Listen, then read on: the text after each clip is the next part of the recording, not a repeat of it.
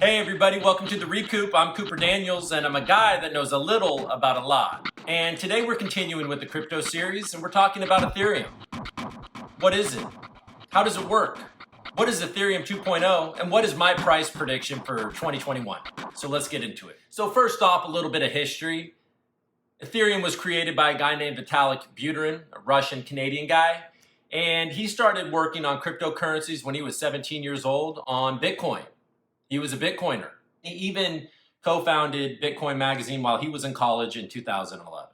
But eventually he started to think that Bitcoin was too limited. He would compare Bitcoin to a pocket calculator and what he was trying to create to a smartphone. You could put a calculator app on a smartphone, but the smartphone had many, many more possibilities. He was trying to increase the power of the system to make it more general purpose. And that's what he did. In late 2013, he wrote the white paper for Ethereum, and the rest is history.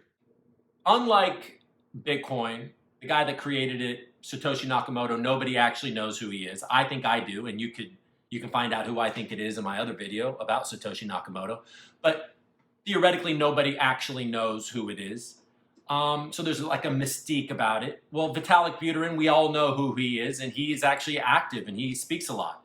And but there's still a lot of mystique around him as well. One of the original developers on Ethereum, Joseph Lubin, said of him, he's like a genius alien that arrived on this planet to deliver the sacrosanct gift of decentralization. Right? It's been said that he learned to speak Mandarin fluently in 3 months, that he eats lemons whole with the rind on them, that he once tackled a dire wolf, ate it alive with the fur on it, things like that. He's a special dude is what I'm trying to say. So how does Ethereum work? I've got friends asking me this all the time. It's difficult. It's difficult to explain. It's kind of like trying to explain to your girlfriend why she's wrong about something. It's hard, but you got to do it. You know what I'm saying? So Buterin set out to build a network that could deliver every imaginable digital service. You have the Bitcoin part of Ethereum, which is a digital currency, a decentralized digital currency, doesn't use banks. It's called Ether, and it powers, it is the currency of the entire network. You can build decentralized applications on top of Ethereum. They're called Dapps, right? There's many different functions you could use. Dapps for, financial services or games or NFTs. There's a whole bunch of different things. The most popular currently is DeFi, decentralized finance. You can borrow, lend, earn interest, trade. Many people do is they use their cryptocurrency as collateral to borrow. Dapps work because of something called smart contracts.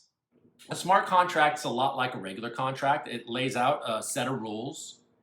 And the difference is that it's enforced by the code. So once you deploy a smart contract to the blockchain, you can no longer change it.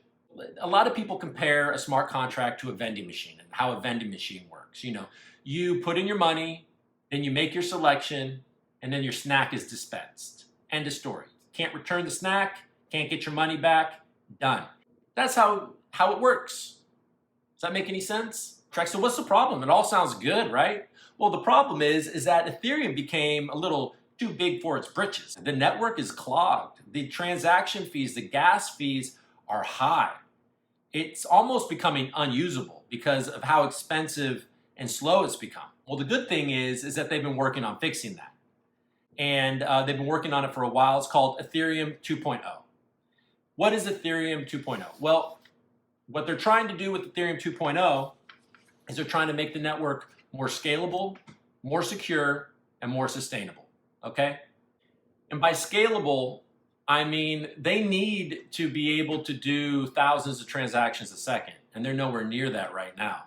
And the way they're gonna fix that is they're gonna use shard chains, which will create like 64 new chains, which will relieve a lot of pressure on the current network. They're moving totally from a proof of work consensus algorithm to proof of stake. In proof of work, it's secured by miners that use a tremendous amount of energy and computational power to secure the network. They're going to use proof of stake, which uses validators. And what they basically do is that they stake Ether into the network, and they become validators, which now they're going to validate transactions.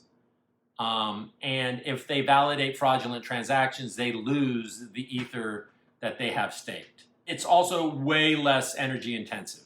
Way less energy intensive. There's none of that like racing to solve the problem where all these computers are constantly on doing massive mathematical equations. This way you get chosen, you validate the transaction, you create the new block, you get the reward, right?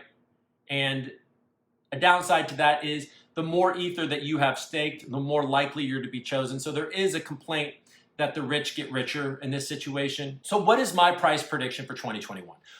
Unlike Bitcoin, which has a hard cap of 21 million coins that will ever be produced, there is no hard cap on the amount of Ethereum that will ever be produced. There is a cap on how many annually. I believe that's 18 million will ever be issued. Then there's something called EIP 1559, which is a proposal to have a base fee for every transaction, and that fee will be burned immediately.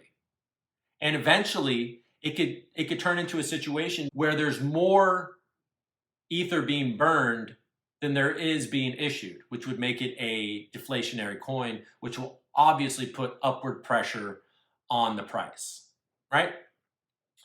So look, I'm an optimistic person. If it goes as planned, I've heard them say that it should be done by January 31st, 2022. Let's say that's the case. Let's say everything goes, Ethereum 2.0 is a success, it works, and it's secure, it's fast, it's cheaper, and EIP 1559 is implemented, it becomes deflationary. I mean, holy shit, this thing could skyrocket. Easy. A lot of people talk about Ethereum flipping Bitcoin. I actually hope that doesn't happen. That would make a lot of people lose a lot of money. I'm not looking for it, but I think both of those can go up at the same time. And believe me, February 1st, 2022, if all things go as planned for Ethereum, I would absolutely not be surprised to see Ether 10,000 plus a coin.